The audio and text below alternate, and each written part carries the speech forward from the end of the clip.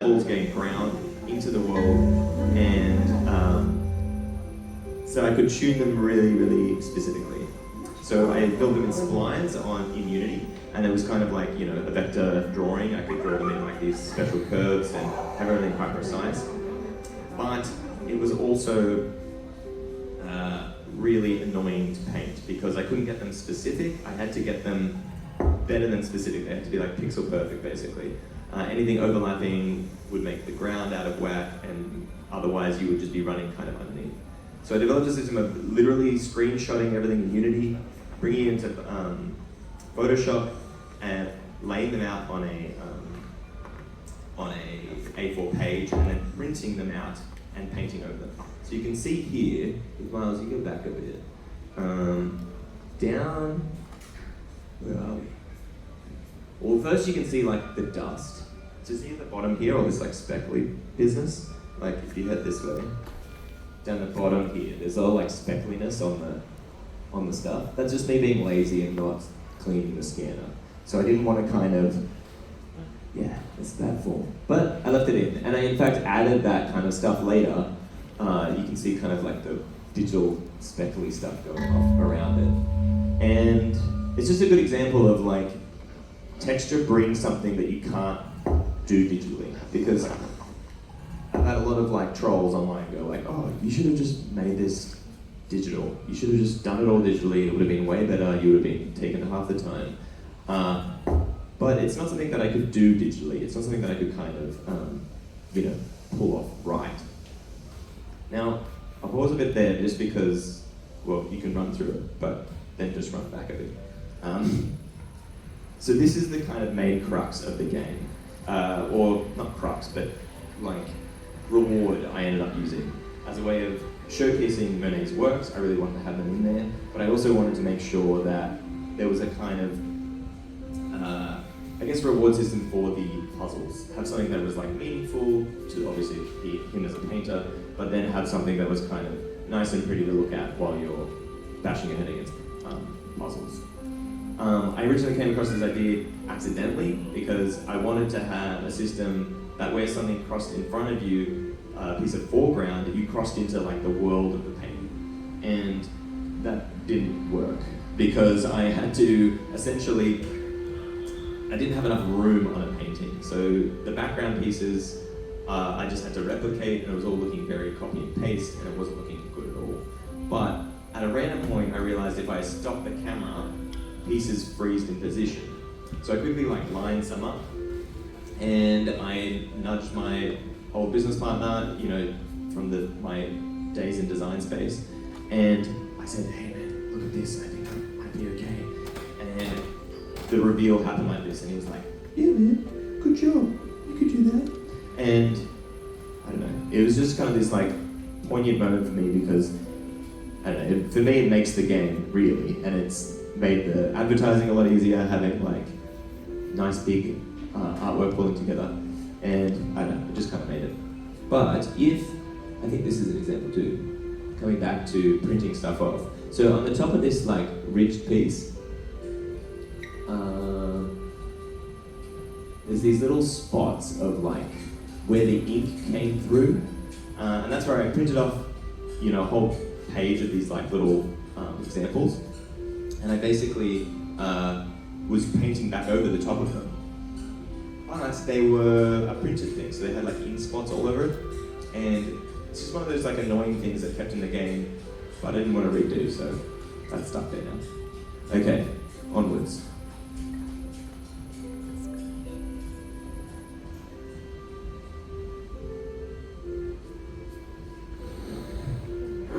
So yes, the painting aspect. So the other side of it too was kind of creating a bit of a world that was consistent. So obviously I had to like be very specific with the way I painted the level blocks, make sure that the stuff like this next section kind of worked.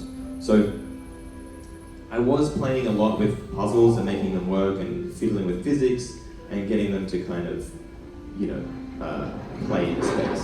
Oh, there's that stuff. I still look at it now and it hurts me deep down.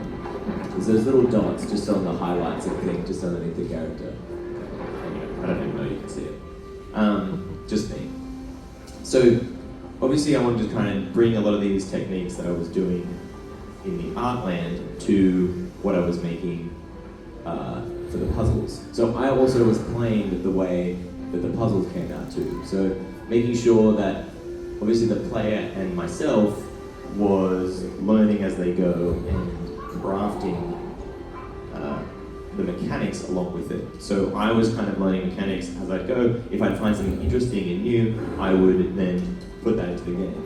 And especially with this first level, I wanted to just fiddle specifically with the balls and the drafts, because these were the main aspect of the game, as well as the doors, these kind of sniffy doors, making sure that they would kind of, make sense and was something interesting and tangible about it without me just kind of placing it through or making the player, force them to kind of run a bunch of tutorials. I wanted to make sure the tutorials were part of the design and part of the kind of, process. And, this is a clear example of when physics gets in the way.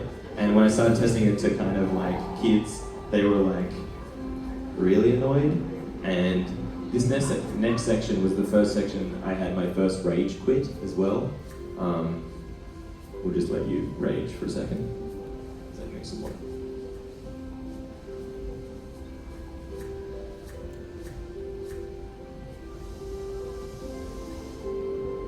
So I was testing it out with my friends, and I tested it out with my work buddy, Nick. And he got to all the way to here. He doesn't really play games, he plays Red Dead, and that's about it. And then he got to this section, and he just got so annoyed at having to move the balls around that I never put in a physics puzzle in the entire game. Because watching someone rage quit on your first ever level, and they just go like, yeah, I'm done here, it's not great, not a great feeling. So, I'm painting stuff, I'm working out how to keep consistent. I'm mixing a lot of paints, and obviously you can see there's a consistency with how I did the vines, right? So at first I laid down a dark patch of green, like a mid-green, and then mixed in the shadows and the highlights as a wet paint palette. So it was kind of consistently wet all the time, and I'm trying to blend them together. But as you can see with a lot of the paintings in the game, over the course of his life, the paintings of the game are changing constantly. And Monet was changing his style constantly as well. So he was shifting, but somewhat consistently, but fairly regularly. He was kind of updating his style. So I knew I wanted to do that, and by doing that, I knew I could kind of create a system that was significantly modular, because I couldn't just a lot of 2D platformers, they set up like a tile, and then you can repeat that tile over and over again. But because he was changing styles, I didn't really want to change those styles. I kind of wanted to create a consistent change through it. So even though I started with this system, I had to kind of slowly, which for me was a way of creating something that made sense to me. I could just do it all wet, add in the dark bits, add in the light bits, and it kind of had this great look and feel to it. But you can see here, in this artwork, for example, he's starting to get a bit more patchy. He's starting to get a bit more, impressionistic. His light is all separating out. And so there's a kind of, I was getting a bit worried that I'd have to actually learn how to paint rather than just fudging my way through it. And got to the point of, panic? Maybe panic. But eventually I started a modular system. So I could I had these A4 pieces of paper where I could print off a set of specific shapes, different sizes of curves, different sizes of straight sections, and that way I could basically repeat the same thing, and they create modular sections. Those are used for the backgrounds because in this level and in level 2 I've repeated a lot of the same wheels and shapes for the backgrounds, but I couldn't actually do that for the entire game because they would get fairly repetitive. So I used this modular system, and those I painted first so I could get a consistent change over the landscape, over the game. And then with the puzzle pieces, once I got them all organized and I could test them, I could basically, watch what I did before and then, mimic that for the per level, per puzzle. Because the best thing I find about like traditional arts is it's very different from looking at a screen. So if you're staring at a screen all day and you're getting like mind-numbing, headaches from trying to work out code puzzles or your own puzzles, the best thing to do is just to stop, and then you can just pick up a piece of paper and start painting on it, and that's just like a way of consistently working without, punishing yourself and breaking your head with code over and over again. So I found it kind of quite mentally, it's good for my mental health basically to start painting and to start art. So I'd highly recommend if you're an indie dev just to give it a crack, even if you're bad. Working with consistency is always really fun because you can kind of, anything can kind of look good is if you're doing enough consistency over and over again and you're sticking to, rules of the way the games work. You're not kind of trying anything that is out of your skill set and just making sure that you're, essentially, fitting to your own skill set. I should point out here too, because like a lot of these sections in the first level I had to start painting over again because all these little systems like the drafts, the switches, the sniffy door things, I just had them sitting straight on the vines and they looked really bad. And so I looked up I was looking at tutorials and all sorts of stuff for game design, as well as procedural generation or art in digital form. And one of the big things they talk about is like basing your features, and especially when it comes to like something like this, where you're having all these different moving aspects but still aspects, and to make it kind of work a bit more tighter and clearer with the space, I wanted to make sure that there was some kind of connectivity, and to showcase like these are white drafts. There's earlier red drafts, and then later in the game there's much more colored drafts. But it was a way of just like tying those moving elements to the ground, of creating those little splashes of paint. But I didn't have them when I originally started painting, so I just literally went back to those things, repainted them, and then re-scanned them back in. Which, I don't know, that's always fun to do, but it's terrifying because you think you're gonna wreck it.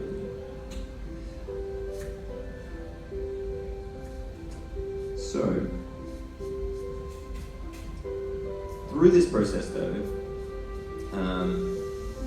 like I said at the start, I wanted to make sure that I was gearing up for something and that all these choices were going towards something. Because I was making this so slowly, I wanted to make sure at least all my decisions were folding back onto the way that the game was made and the overall game as a whole. So for me, I wanted to make sure that all these little bits were connected. So you can see here, for example, like something really, really specific that just added on. On this one that he's standing on, you can kind of see there's obviously a painted in shadow, but there's little bits, especially on this like vertical piece on the side here, there's these little sections down there that are like where the paint has like a mass to it, it was a bump. So when it's scanned in, the scanner had like a light and then a scanning fixer, the scanning like element thing. And they were like separated, so they would actually cast a shadow on stuff. And if I did the wrong way, if I scanned them upside down, it would create a shadow on the highlights and would look a bit weird.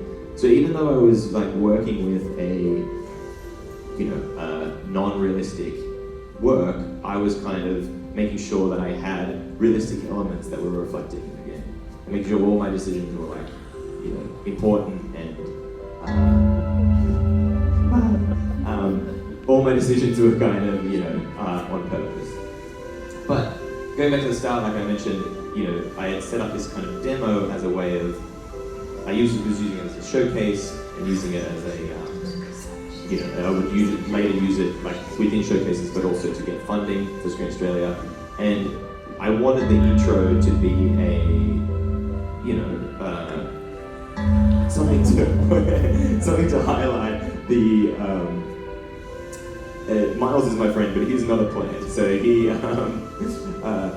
but I wanted to make sure that there was a kind of an entire playthrough that someone could play as well as get kind of interested in the whole of the game. And so I wanted to kind of wrap up the conclusion in a way by having this sequence that wasn't a puzzle, that wasn't necessarily frustrating in a puzzly sense, but it was a bit more action and a bit more interesting and entertaining, even though it's a bit still frustrating, but frustrating in a kind of different way.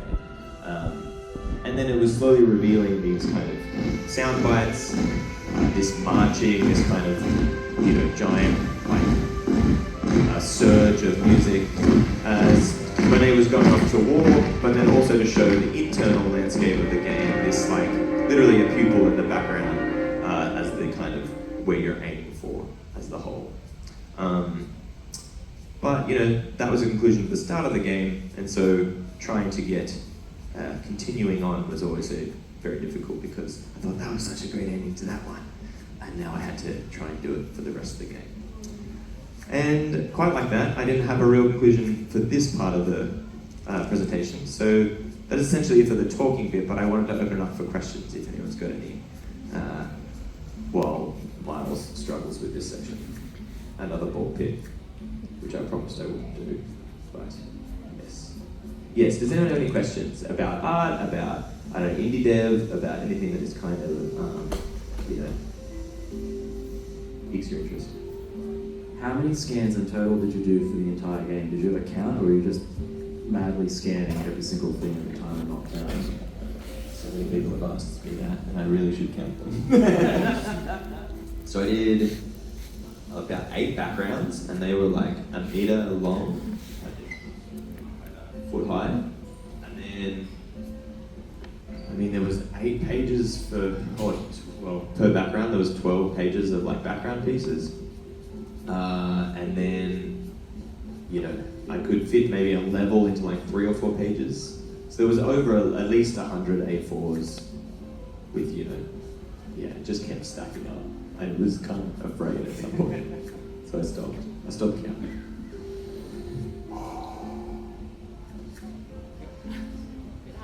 Yeah. Hello. Hello. Sorry, I'll just project my voice. You might have touched on this earlier, I came in a little late, but why specifically Claude Monet?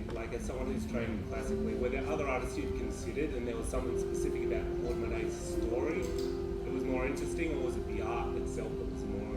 Yeah, it was twofold. So it was at first I wanted a game, the original idea of this game was a game set inside an eyeball. So I saw these zoomed up images of a micro photography of an iris, and they looked like this amazing valley full of vines and these kind of shapes. And I thought that'd be such a cool idea for just a 2D platformer. I'd been working on Limbo and Braid. I'd been playing Limbo and Braid, and I thought I could do something like that, but in this eyeball, and it could be possibly set over someone's entire life. But eventually, I was kind of struggling with who this person would be. I was thinking I could write someone, I could have this the pupil as this representation of death, and have this kind of great story arc going. But when I was doing this, coming up with this idea was 10, 12 years ago or something. So I was early 20s and unsure of how to write about death. So I kind of was trying to find people that I could do it. And because I went through art school, I had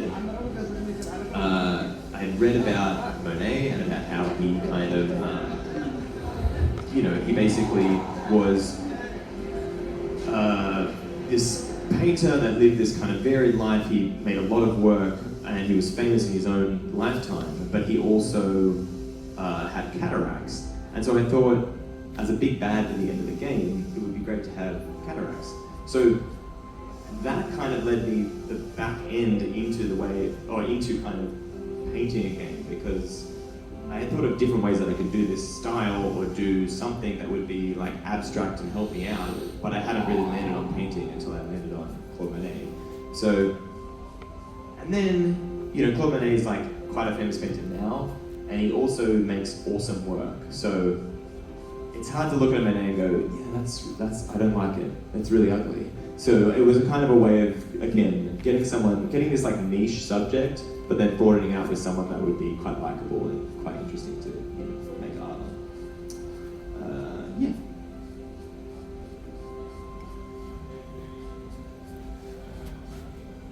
Hello.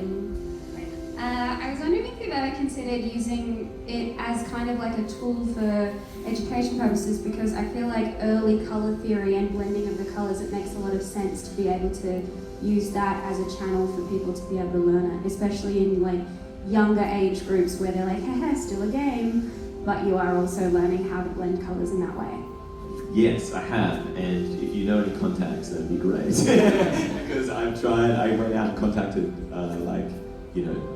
Education Australia and Education, I think New South Wales, or what they're called, and it's just really hard to get into schools because they have to sell it, you have to be able to sell it really strong. And for the most part, Minecraft has kind of gotten in on that, so they're kind of like, they got into schools, and that I think takes up the place of games in schools, but yeah, I mean, if you know anyone, let me know.